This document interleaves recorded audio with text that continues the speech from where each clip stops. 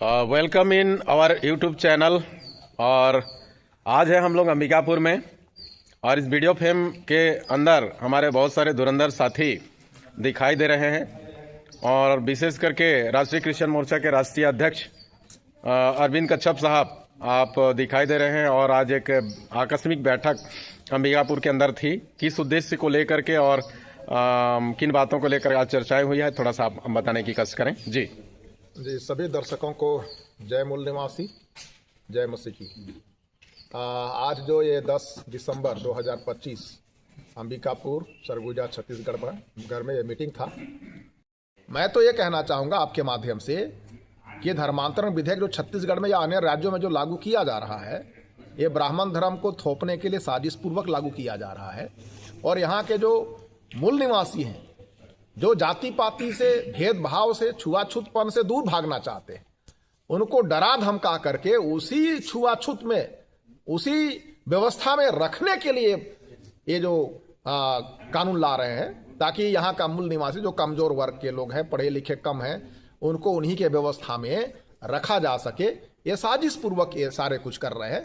तो हम जो भारत मुक्ति मोर्चा के साथ मिल करके इनके हर एक साजिश का पर्दाफाश करेंगे आने वाले दिनों में। जी, हमारे साथ एक साथी दिख रहे हैं जो क्रिश्चियन नहीं है, लेकिन आप राष्ट्रीय गुरु घासीदास सतनाम क्रांति मोर्चा का कार्यकारी प्रदेश अध्यक्ष हैं छत्तीसगढ़ के, माने मनोज बघेल जी। तो आप ये जो धर्मांतरण के मुद्दे, धर्मांतरण विधेयक की बातें हैं, तो इस मुद्दे पर और आप क्रिश्चियनों के साथ कैसे दिखाई दे रहे हैं, क्योंकि आप गुरु घासीदास सतनाम क्रांति मोर्चा से हैं। जी धन्यवाद सर।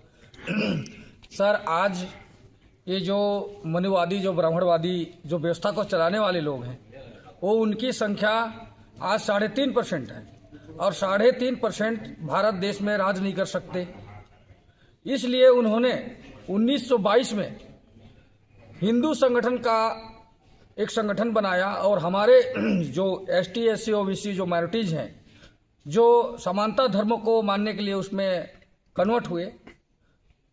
तो ये जो हमारे जो मूल निवासी जो 85 से 90% की जो संख्या है, उसके ऊपर जो ये जो ब्राह्मणवादी जो व्यवस्था को चलाने वाले लोग हैं, जो ब्राह्मण लोग हैं, 3.5% के हैं, वो लोग हमारे 85% के ऊपर राज नहीं कर सकते। इसलिए उन्होंने हिंदू धर्म का नाम का एक चोला ओढ़ा। ये पूरे सबूत हमारे मान्यवर वावन मेश्राम साहब बामसेब के राष्ट्रीय अध्यक्ष एवं भारत मुक्ति मोर्चा के जो राष्ट्रीय अध्यक्ष हैं, उनके पास ये पूरा इतिहास है। उस इतिहास के तथ्य के हिसाब से हम लोग इसको वेरीफाई कर लिए हैं कि ये जो ब्राह्मण है 3.5% की हैं। और आज भी जो 9 बड़े जो धर्म है, जो समानता को जो मानते हैं, उस धर्म को ये धर्मांतरण के नाम से और अन्य हिंदू मुस्लिम के नाम से ऐसे करके हमारे जो भाईचारा है उसको भंग करके, ये सेग्रीगेशन करके ये राज करने वाली मामला है। इसको हम सारे जो मूल निवासी, जो अलग अलग धर्म को मानने वाले लोग हैं, उनको इसको समझना चाहिए। आज बड़े पैमाने में छत्तीसगढ़ को जागरूक करने में लगा हुआ है, तो दुश्मनों के द्वारा हमारे कुछ सतनामियों को भी ले करके ये हिंदू हुंकार भरने की बात कहते हैं, और हमारे जो सतनामी लोग हैं उनको भी हिंदू में कन्वर्ट करने के लिए ये लोग लगे हुए हैं। लेकिन ऐसा हम लोग होने नहीं देंगे, हमारे समाज को जगाएंगे। धन्यवाद जी। अच्छा, आपने कहा एंटी कन्वर्जन लॉ जो छत्तीसगढ़ सरकार पूरी मसौदा तैयार कर चुकी है, और विधानसभा अभी शीतकालीन सत्र जो 14 दिसंबर से शुरू होने वाली है, इसमें वो पास करने पर योजना बना रही है। तो क्या लगता है कि जो कानून ये बना रहे हैं, ये संविधान सम्मत लगता है क्या? ये संविधान के बिल्कुल विपरीत है, संविधान के खिलाफ है। मुझे लगता है कि इन्होंने संविधान पढ़ा ही नहीं है। जो व्यक्ति संविधान पढ़ेगा, वो किसी के भी धार्मिक स्वतंत्रता का अधिकार हो, चाहे जो भी मौलिक अधिकार हो, उसके हनन करने के लिए कानून नहीं बना सकता। मुझे लगता है कि इनको संवैधानिक ज्ञान नहीं है, उसकी जानकारी नहीं है। EVM मशीन के सहारे शासन सत्ता में तो बैठ गए, सिर्फ इनको धर्म और धर्म की बात करनी है। संविधान के बिल्कुल विपरीत है, संविधान के पक्ष में बिल्कुल भी नहीं है। संविधान हमें किसी को भी अपने विवेक से, अपनी इच्छा से धर्म का चुनाव करने, उसका पालन करने, और इतना ही नहीं, उसमें जो मूल्य निर्धारित है या मूल्य जो निहित है, उसका प्रचार प्रसार की भी आज़ादी देता है। परंतु ये जो मनुवादी, ब्राह्मणवादी, ये जो RSS की सरकार है भाजपा का, ये लोग सिर्फ धर्म के नाम पर लड़ाने के उद्देश्य से काम कर रहे हैं, और लड़ाने का काम ही करेंगे, दूसरा कुछ नहीं करेंगे। इसलिए हम लोग इनका खुलकर विरोध करेंगे।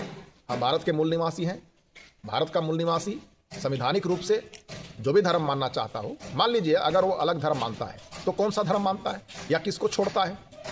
अगर किसी धर्म को अगर वो छोड़ता है तो कुछ कारण होगा, कुछ तो कारण होगा ना। जी जी।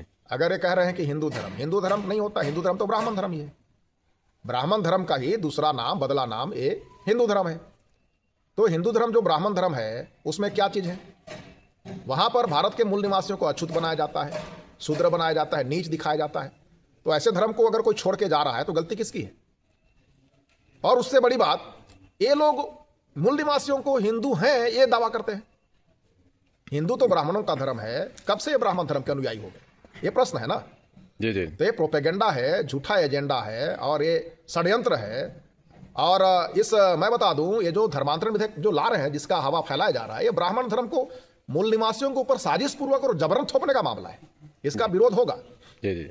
और विरोध होगा, घोर विरोध होगा इसका। जी जी। ये ब्राह्मण धर्म को, जो जातिवादी धर्म है, छुआछूत वाली धर्म है, अछूतपन लाने वाली धर्म है, उस धर्म को साजिश पूर्वक कानून बना करके, सोचिए, ये डरा के धमका के मूल निवासियों को ये ब्राह्मणीकरण करना चाहते हैं, हिंदू धर्म अर्थात ब्राह्मण धर्म में ला के ठेलना चाहते हैं, उनको ढकेलना चाहते हैं। हम इसका विरोध तो करेंगे, पूरे जनता विरोध करेगी इसका।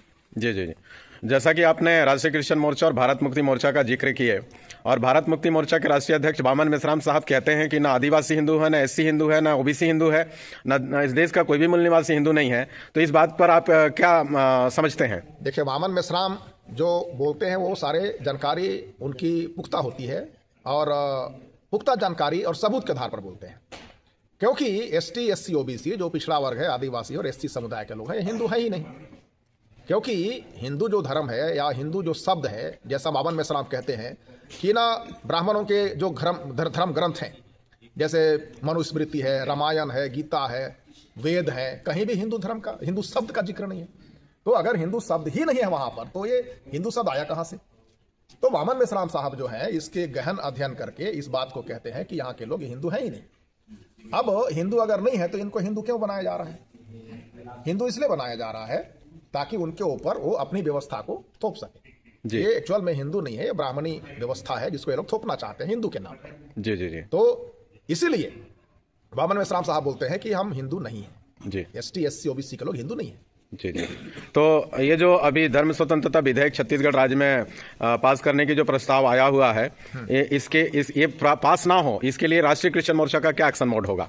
राष्ट्रीय क्रिश्चियन मोर्चा भारत मुक्ति मोर्चा के साथ, पिछड़ा वर्ग मोर्चा के साथ और भी अन्य जो संगठन है उनके साथ में बातचीत करके, अभी बातचीत चल रही है, इस पर चर्चा हो रही है, हम लोग इसका विरोध करेंगे। और ये गैर संवैधानिक है, संविधान विरोधी कानून है, ये कहा जाएगा और है। जब संविधान ने सबको मौलिक अधिकार के तहत धर्म मानने की आज़ादी दी है, ये कौन होते हैं? ये थे मान्यवर अरविंद कच्छप साहब, राष्ट्रीय क्रिश्चियन मोर्चा राष्ट्रीय अध्यक्ष, जिनको आप सुन रहे थे, और बहुत सारे ज्वलंत मुद्दों को लेकर के हमारे बीच में आए हुए हैं। और आज खास करके राष्ट्रीय क्रिश्चियन मोर्चा का बैठक अंबिकापुर में रखी गई थी। तो ये आज की चर्चा में बातें आई है और इससे पता चलती है कि संपूर्ण भारत और छत्तीसगढ़ के एससी, एसटी, ओबीसी एक हो चुके हैं, ऐसा प्रतीत होता है। और आने वाले दिन में इस संगठन के द्वारा बहुत बड़ी क्रांति आएगी, ऐसा विश्वास है और ऐसा देखने को मिल रहा है। और विशेष करके जो धर्मांतरण स्वतंत्रता विधेयक की जो बात है, संभवतः राष्ट्रीय क्रिश्चियन मोर्चा काफ़ी उग्र दिखाई दे रही है इसके विरोध में।